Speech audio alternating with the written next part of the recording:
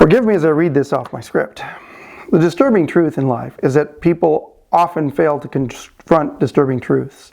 And let's start with Joe Biden's campaign for the presidency in 2024 and many of the truths that the country needs to face.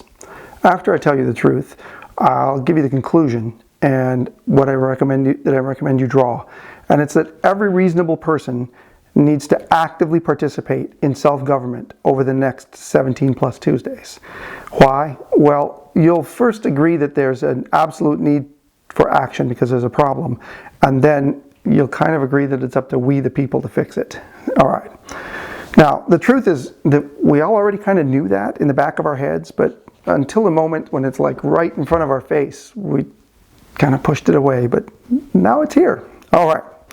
So, by the way, since the conclusion is these things I'm showing up on the screen right now, how does one actively participate in self-government? I won't make you wait until the end for these conclusions. Like, here it is. 1, talk to people. 2, go to local meetings. 3, volunteer at a phone bank. Again, I'll talk about these more at the end. 4, connect with someone that's persuadable and truly befriend them. Like, listen first. We'll go into that in a minute. Obviously, probably should have been 1, but you already did this. It was 5, register to vote. 6, never, can't put enough nevers in there, insult another voter for how they're voting. Just no. It's not persuasive. All right, but number 7, get to the point where you can contribute to a door-knocking effort, but only safely and part of a larger, democracy-supporting organization. And if you're going to follow online groups, then at least follow one former GOP group, like either the Bulwark, the Dispatch, or my favorite, Project Lincoln, although I like them all. Anyway, so at a minimum, follow one former GOP group so that you'll understand what the country needs to do to come together, so that you'll understand the middle. All right, so also the chart that I just showed is what we have to do, like how effectively we do the execution parts of coming together and participating in government, in self-government. But then there's another question there's another part of how we do it, and it's with a joie de vivre, a style, an enthusiasm, a sense of fun, a smile, an optimism. Instead of like, oh, the sky is falling, we need to bring to each other positive news. Hey, positive news. I'm coming out of the woodwork to make sure that this gets done right. Hey, I'm coming to contribute. Hey, I'm coming to contribute positivity and not negativity. Now, that may be hard, but that's okay. That's part of what I'm here for. I'll help us all along. You can get into my background later as to how and why I have some ability to talk about that. But the purpose of this video, which is to get you to confront some hard truths about Joe Biden's candidacy for the 2024 presidential election. And now to do that, we have to talk about what is an effective truth and a couple of other things that go along with truth and lies and falsehood and absolute. And then we're going to talk about the state of the electorate and the state of our political reality. And then you'll be able to understand the truth about Joe Biden in this election and why you'll get to what I recommended at the end. All right, so let's get started, shall we? First, allow me to introduce these concepts. Here they are on the screen: mathematical truth, effective truth, fabricated truth, and then other things that are there that are lie and falsehood. And of course, most of these things cover some level of foreverness. And they also could be included with Stephen Colbert's word from about 12 years ago called truthiness. Yeah. Okay, so things that are mathematically true are true always and forever, and they always will be, and you can depend on them, and there's just no debating them. Yep, always. Here's 2 new ones that are also mathematically true. The bottom one you'll recognize as the Pythagorean theorem, and the top one is a sine-cosine identity in trigonometry. And if you compare these two, you'll see that one of them is something squared plus something else squared, and that's set equal to yet a third thing squared. And that's the Pythagorean theorem most people accept as true, and that's also with the sine squared and cosine squared of an angle equaling 1, which is could be 1 is also 1 squared, all right, anyway, mathematically. And these things are always true, like I said, and they give us insight into our physical world and our physical reality. Now, okay, great. what I'm setting these out for is in contrast to the next thing, which is effective truth. Now, okay, say you go into a dollar store and you buy two things that are 99 cents a piece. How much did you spend? Most of us would say $2. Like you probably said that in your head, $2. Well, it's really 0.99 plus 0.99, which would be $1.98. But since we're so used to disregarding pennies, we would just call it $2. Now, it's effectively true that it's $2, but it's not mathematically true. It's not true, it's not literally true in the true and forever sense. It's not $2, it's $1.98. But we just effectively call it that $1.98, $2. We just rounded there. Now, that is, I mean, you know, if I'm I'm an engineer, and so sometimes I'm a little bit obtuse about being too precise. If I'm in a dollar store, I pretty much call that $2. Now, when I'm in engineering mode, I'll be like, what? Oh, that's $1.98. All right. Now, if you're a rocket scientist, you can totally forgive a rocket scientist for saying, that's $1.98 and that's not $2, because as a rocket scientist, they have to have so much more precision. Okay, so part of what that says is that effective truths aren't true for everybody. They aren't always true. But mostly, yeah, get over it, it's true. Yeah, there's some exclamation, there's some asterisk, there's some okay. Don't belabor the point, Jose. All right, that is an effective truth.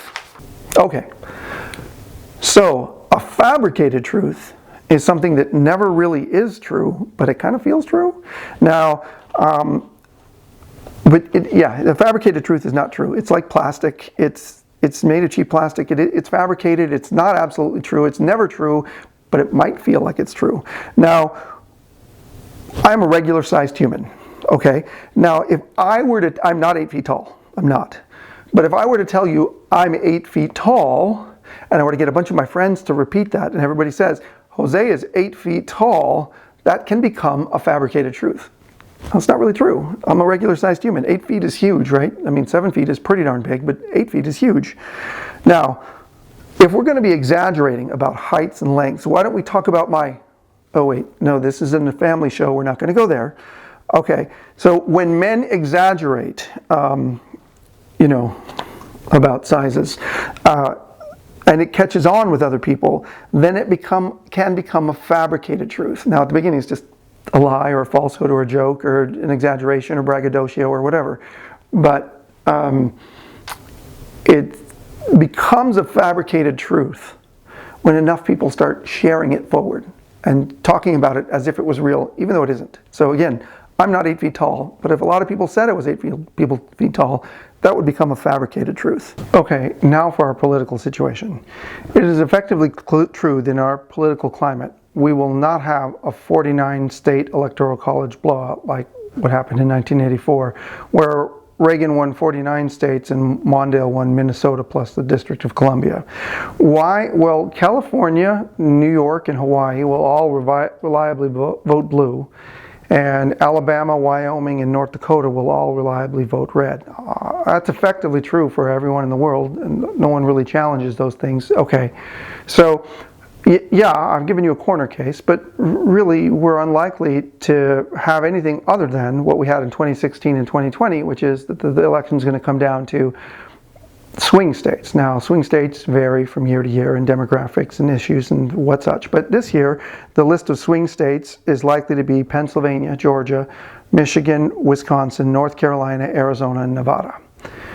All right, so we can effectively assume that all across the country that the Democrats are going to vote blue and the Republicans are going to vote red, and that's going to apply even in the swing states. Now, the swing states means that the number of Democrats and the number of Republicans that are already sort of baked in is roughly even, and that the people who haven't made up their minds yet, or the people who kind of don't like both candidates but realize they probably should pick one, those people are probably going to be what decides the election, and those people are what makes it a swing state, other than the fact that there's an roughly even number of both Democrats and Republicans in the other states. All right, now I haven't lived in all the other states, but I have lived my entire life in Arizona, and I can tell you some things about Arizona. My dad's a history professor, or at least he was, and I've been watching the news since well before Elvis Presley died. Arizona has a decidedly red lean. Okay, the largest group of registered voters in Arizona is independents. The second largest group is Republicans. The third is Democrats. And that's been true as long as I can remember, or maybe the Republicans were larger than the independents a while back. But the independents tend to lean conservative. Now, if you give them a choice between crazy and blue, they'll vote blue, especially if it's a centrist, non-tree-hugging liberal Democrat that's running in opposition. I can show you some really interesting graphs from when Doug Ducey won as governor, but also Kyrsten Sinema won on the exact same electorate, a statewide election, as a Democratic senator. So, all right, is that true for all of the other swing states? Oh God, no, I can't say that. I can't that's not mathematically true, that's not realistically true. I don't know. Be that as it may, my sense is that in this climate, what those swing voters decide is probably what's going to be what decides the election. When it comes to swing voters, let's say this. They're probably unhappier with their choices than the rest of us who have made up their mind, but they're probably the people who are going to make the decision about how the election is actually going to go. They have their reasons to vote for Biden and their reasons not to. They have their reasons to vote for Trump and their reasons not to. And in effect, every voter's choice is allowed to be theirs alone, and that is a truth that I will defend to my dying day. You get to vote how you want, for whatever reason you want. Now, you might not tell other people that it's because their hair is out of place or what have you, but you can do it. You can make up your choice on whatever basis is valid to you as a voter. And that's, anyway, effectively, I don't think we'll know what is the collective decision of those swing voters in those swing states until after November 5th. And for two reasons. One, they have that much time to make up their mind, and two, they don't want to make up their minds. It's a difficult and disturbing truth that they have to pick at most of their positions. All right, so let's talk about Biden's truth, or the truth about Biden's candidacy for president in 2024. Did he perform poorly in that event that was televised on CNN on June 27th of this year with both him and Trump? Yes, he did. What did Rick Wilson say? It was absolute horse bleep, or something to that effect. Now, did that matter for anybody who had already made up their mind? No, it didn't. There's a lot of Democrats that still said, well, if he's still running in November 5th, then yes, I'm voting for him. And there's a lot of Republicans who said, I was already voting for Trump, so it didn't really matter. Now, how much did it affect swing state voters? We don't know. One of the most important things the Biden campaign could do is to go out on a regular basis and have him do unscripted, off-the-cuff interviews and press conferences and town halls, where you just have to see him interacting. And no, they didn't do that much in the first 2 weeks after the debate. And the presumption was maybe he couldn't, or maybe he wasn't ready.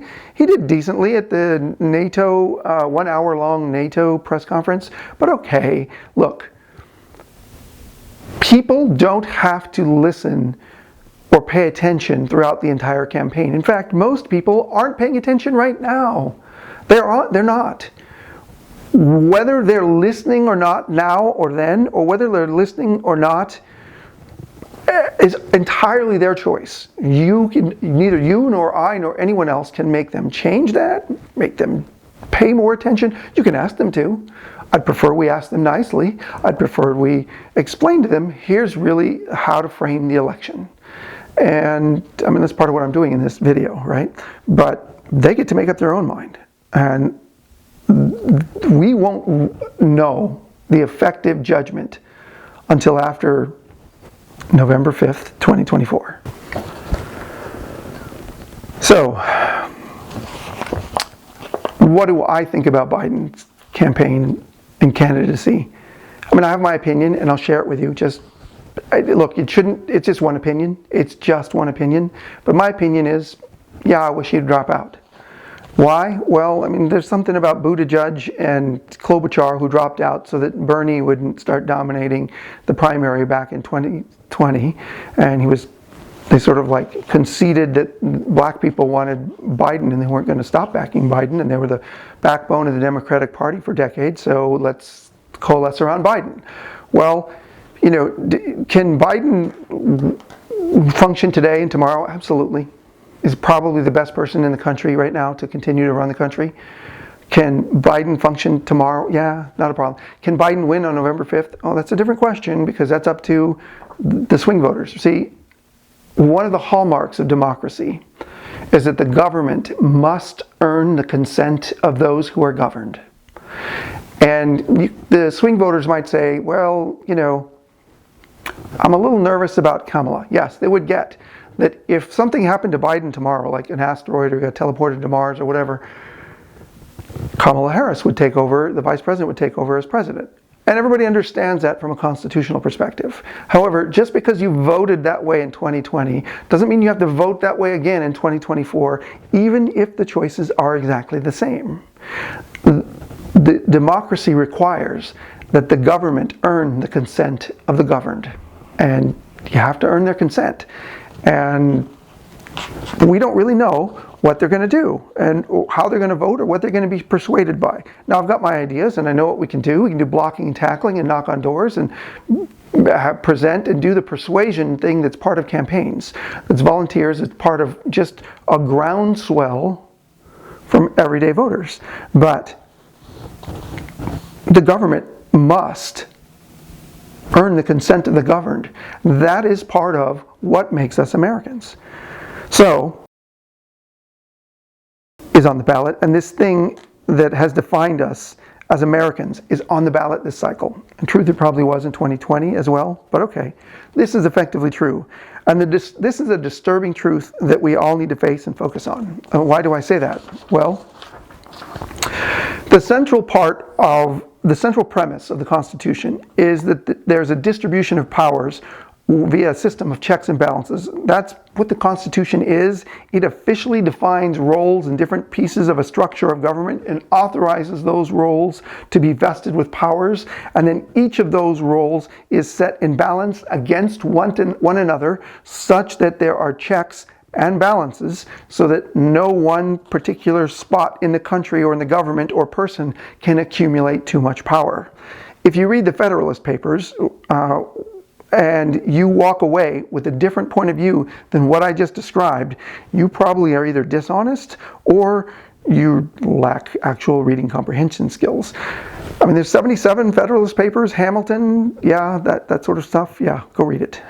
It is effectively true that the whole purpose for Articles 1, 2, and 3 in the Constitution are there as separate branches so that we have effective checks and balances against each other. Here's an honest challenge, just no BS, okay?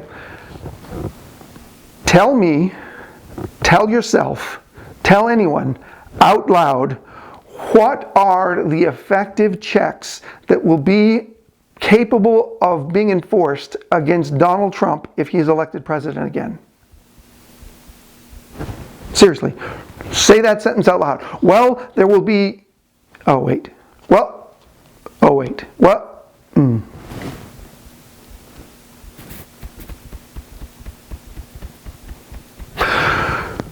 So, Trump demands loyalty to himself and not to the country and not to the people or to the Constitution, solely to himself. If you are more loyal to Trump than the Constitution and you're an elected official, what checks and balances from the Constitution will you effectively place on Trump? If Trump tweets about you and the mob turns on you, will you fold like almost every other politician that's been an elected Republican out there? The only ones that haven't were like Adam Kinzinger and Liz Cheney and a couple other people who are no longer in office because Trump turns on them and the mob turns on them and then they lose elections. You see the problem here? I can tell you effective checks that are in place right now on President Biden. I can tell you effective checks that are in place right now on Vice President Harris. I can tell you effective checks that are in place right now on Speaker of the House Mike Johnson and on Senate Majority Leader Chuck Schumer. Can you tell me if the single most important check in the Constitution on a president will work on Donald Trump if he's elected again. The most important check is the impeachment or the threat of impeachment. Trump was successfully impeached twice, and impeached just means they brought charges. They brought charges twice in the House. Articles of impeachment cleared the House twice. And both cases, he was not convicted in the Senate. He was acquitted there. And ask yourself, effectively, is it true that he was guilty in either one of those cases? Oh yeah, I know. Total exoneration, right? That's a fabricated truth. Trump may say that he respects the Constitution. He does no such thing, mostly because he doesn't behave in a way that shows that he understands what respect is. You know what he does understand? He understands fear. That is effectively true. He does not know what respect is. He does not know how to show respect to anyone or anything. He just knows if you fear him and the few things he fears, like sharks. I don't know, maybe we should nominate a shark for president. Okay. Trump fears the Constitution when it has checks and balances, but he does not fear it when he can send a tweet and cause any elected Republican to fold like a tortilla. In fact, when Republicans fall in line behind Trump, what does he have to fear in this whole world? Almost nothing, not if he's elected president. Several of the checks and balances of the Constitution come from, in the words of Hamilton from Publius, pitting the ambitions of ambitious men against other ambitious men. Marco Rubio, Ted Cruz, who's another one that ran against him in the first shot and folded? So many of them kowtow to him now. They used to be ambitious people. Now their ambitions are limited or governed by whomever is in their way from Trump. In Trump's world, men and women fall all over themselves to show obsequious fealty and loyalty to Trump, and they know they will suffer social outcast status and be rejected permanently if they are to publicly disagree with him. When Trump makes them submit to him, they surrender their own ambition to his. The Congress needs to have spine to enforce checks and balances against Trump. But as a collective body, they won't. Not in 2028, 24. That is effectively true. Even if Democrats rule both houses of Congress, say in 2026, Trump will continue to use procedural hurdles and delay tactics and ignore subpoenas. And if he is impeached, the Senate won't convict him. That's exactly what happened in his first term in office twice. Why wouldn't this one be worse? And even if it did, even if the Congress did step up against Trump, it will have to have, his vice president will have to have reverence for the Constitution that Mike Pence showed on January 6th to keep the Constitution fully in force. We know his VP pick now, it's J.D. Vance, and he is not anywhere near the man that Mike Pence was. J.D. Vance is not his own man, and Mike Pence put the U.S. Constitution above a command from President Trump. And J.D. Vance, he will not. This is effectively true. Tell me, tell yourself, tell anyone out loud that J.D. Vance will stand up to Trump more than Mike Pence. Try it. And Mike Pence was obsequious throughout all 4 years. He just at least delivered some spine on the day that mattered. Okay. Effectively, all of this is true in today's divided political climate. If the presidency comes down to swing voters in swing states, it was that way in 2016, it was that way in 2020. Biden's performance has been solid looking backwards, but those swing voters in swing states may have already made up their minds against Joe. Looking forward, right? They may want to know, is he going to be alive all the way to January of 2029? And if he's not, well then why aren't we seeing more of the vice president? And if he's not, then why isn't the vice president at the top of the ticket? You can see this logic. And again, democracy means the government earns the consent of the governed. Okay, so as I said before, democracy is effectively on the ballot, as we're pausing to review. But why is it on the ballot? Why is that true? That's a great question. Bear with me for a couple seconds here. Effectively, it is true that Donald Trump once led a coup attempt against the people and the USA and the Constitution via his January 6, 2021 riot and rally of radicals, and all of the things that he did both before and after in support of extending his term in power. This has been clearly documented by the January 6th committee, and even then, Trump's loyalists blocked them from getting more records that would have been more damning, but they just stonewalled and ignored subpoenas, and they pretended like they didn't have to respect the Constitution. That's exactly what they did. So it actually could be, we could know more documented, we just don't. I mean, there were Secret Service texts that were deleted, right? In support so that they wouldn't have to reveal what they knew about President Trump on January 6th. And it's terrible. That is so effectively true that Liz Cheney, who used to be the number 3 ranking member of the House Republican leadership of the House of Representatives, Liz sacrificed her career in order to do the right thing and stand up for the Constitution. It is also literally true that a jury found that Trump raped E. Jean Carroll by the legal standard of more likely than not. It has also been found to have been, he is found to have subsequently defamed her in public with lies. It is also literally true that Trump has been convicted by a jury who found it unreasonable to doubt that he created 34 false business records, otherwise known as fraud, against the people of New York by attempting to conceal the purposes of his payments, ostensibly to cheat in his first campaign for presidency.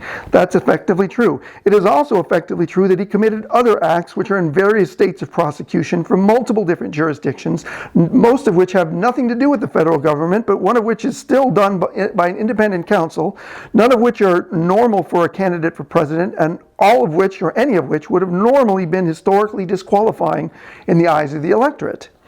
It is effectively true that Trump could have easily been convicted in his second impeachment trial, but that Mitch McConnell lacked the courage to accept the retribution and the blowback from Trump voters to allow the conviction to happen, but that Mitch McConnell knew that the historically right thing to do was to convict him. You can see his speech from the day. But the politically expedient thing for him to do at the time was to hope that Trump would just go away now that he'd lost the election. How did that work out for you? But McConnell didn't. He was a feckless, spineless weasel.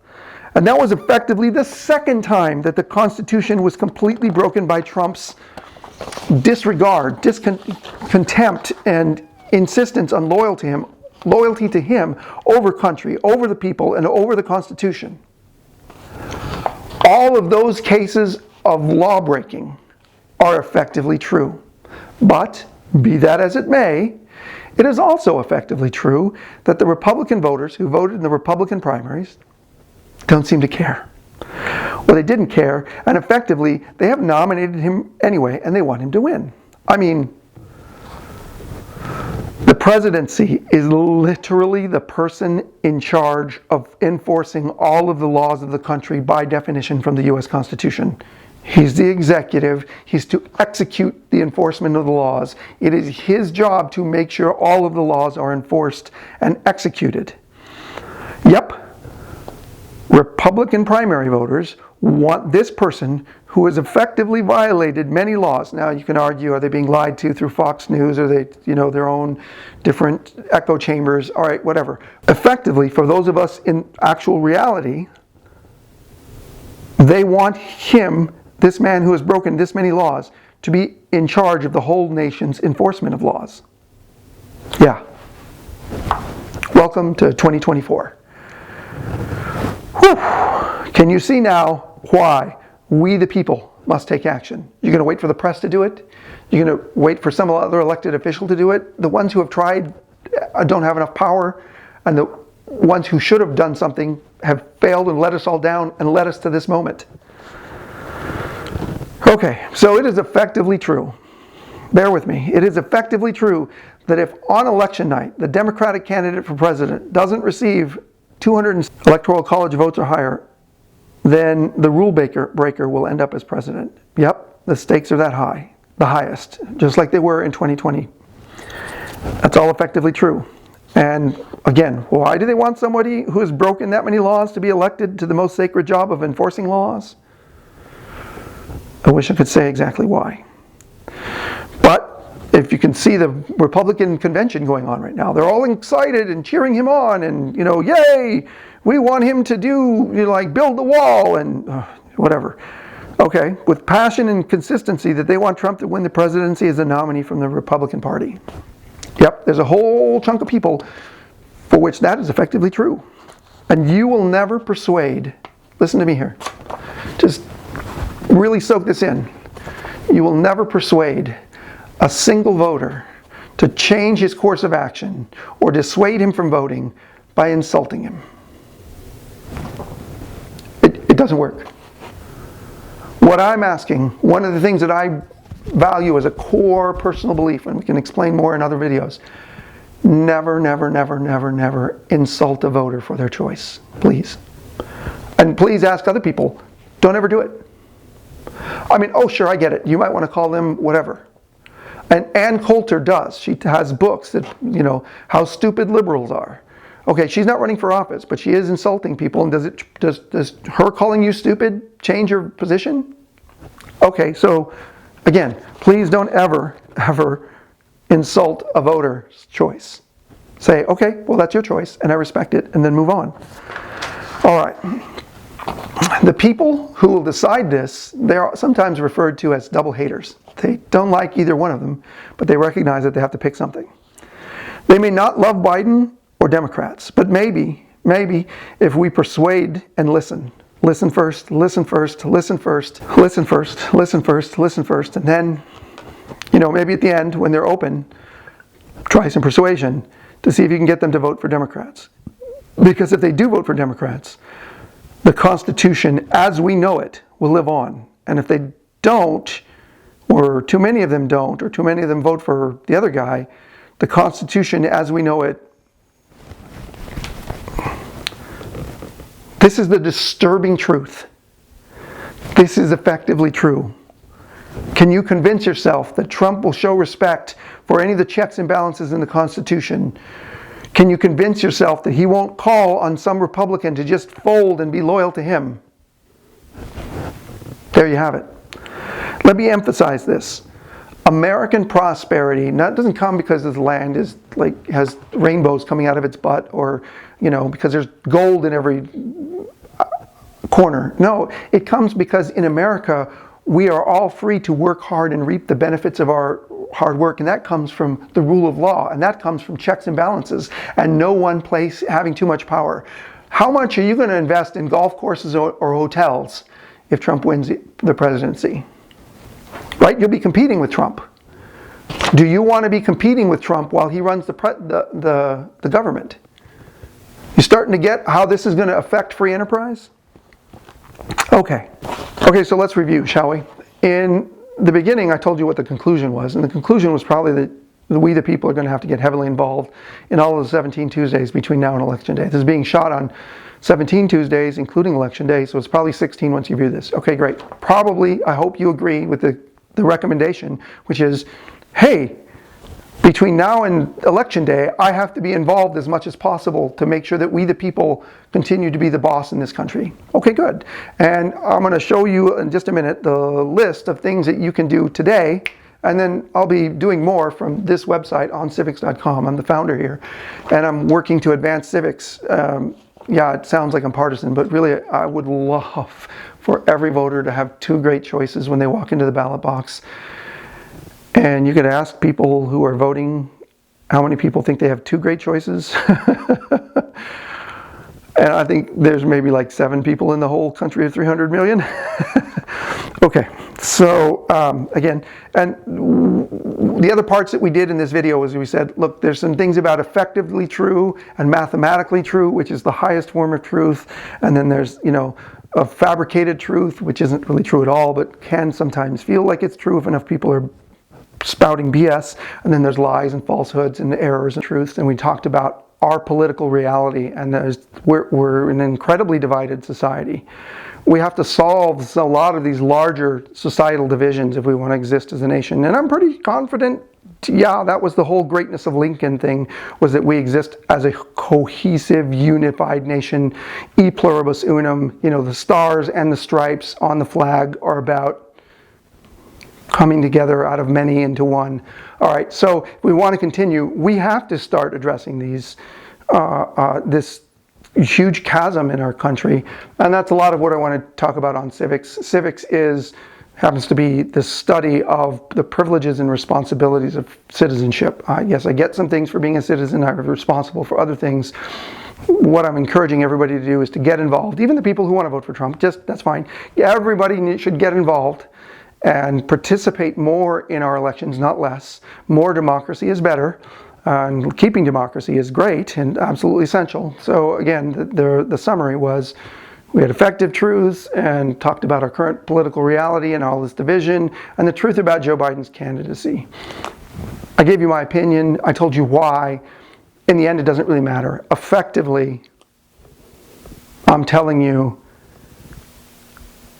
that if we don't have the Democratic candidate, whoever it may be, Biden, Harris, somebody who nobody saw coming, doesn't matter.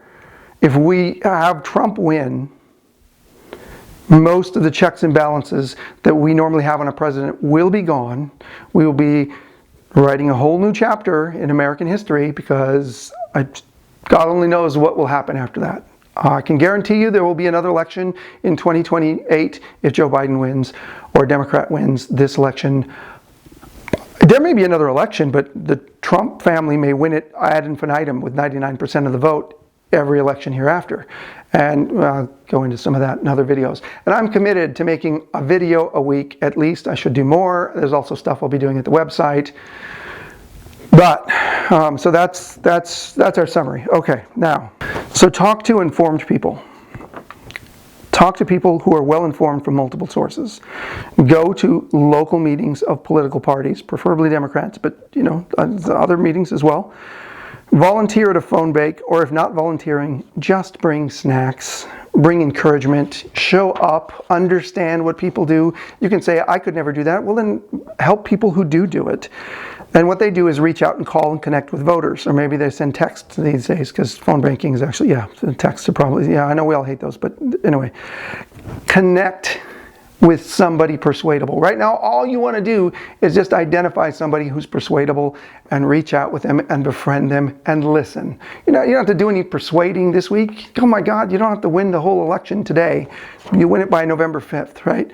But today, reach out to somebody, call them, saying you're thinking about them, ask them how they're doing. Maybe they aren't persuadable. So what? Pick 5 or 10 of them. I don't really care. Find persuadable voters, especially ones who live in swing states or in swing districts, which we can go in deeper into in other videos, and start befriending them, because maybe you can have some persuasion with them. Okay. Obviously, you must register to vote and show up on election day. That was assumed, but that shouldn't really be 5, but I think if you're watching this video this far, you've already done that. Never, never, never, never, and I can't say never enough, never, never, never insult another voter for how they're going to vote. Just never, just please, just, and ask other people to never do. If you go on Twitter, you'll see it every day, and ask them not to, please. It just isn't persuasive. It doesn't help. It's not helping with our chasm in society. No. Get to the point in your mind where you can help contribute to door-knocking efforts, but only safely and with plans communicated and with a democracy-supporting organization. You can't just go out door-knocking. Somebody has to have a list and blah, blah, blah, and you have to plug in.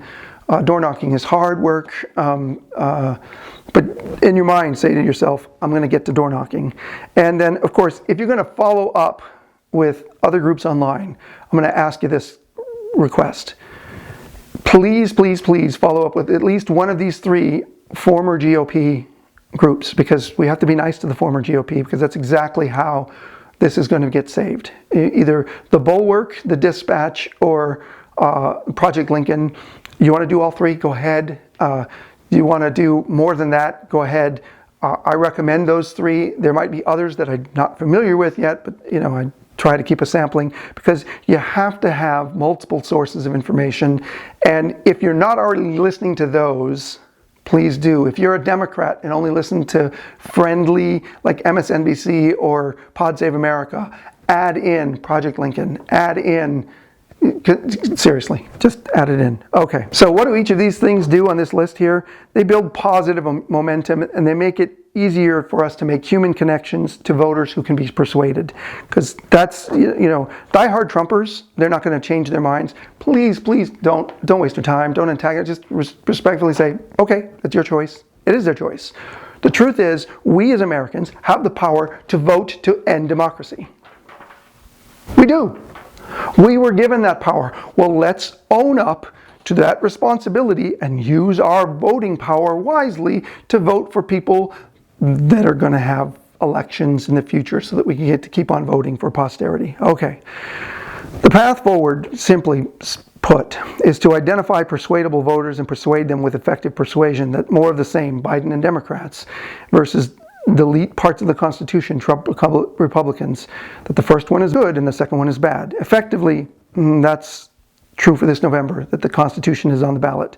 Get involved and do it for George Washington and the sacrifices that him and all of his men made, or for the men of Little Round Top at Gettysburg who gave so much, or the men of Normandy and the suffragettes, or Reverend Dr. Martin Luther King Jr. and all that was sacrificed in the Civil Rights Movement, and John Lewis, and all of the great people who were allowed to reach for greatness because power in the USA was always constrained by checks and balances. I don't know how to be more serious. Now, I do need to have a little bit more of a joie de vivre, fun and, lightheartedness. It is kind of hard when you're thinking like, whoa, the 240-year run and the 30-some-year run of the Constitution could end. But it's going to be easier, more successful, more persuasive if we can have that. I know it sounds impossible. I'll work on it. Just put it on your to-do list. Put it at the bottom if you need to. And please smile at each and every one. I know this is hard. Each and every one of your fellow Americans. Smile at them. It makes them wonder what you're up to. And what are you up to? You are up to preserving the greatest ideals that society has ever known. And again, it's my ambition to put out a video a week and more stuff on Civic's website. This is Jose Torres, just a worried citizen, founder of On Civics. Stay tuned for more, but take action before that.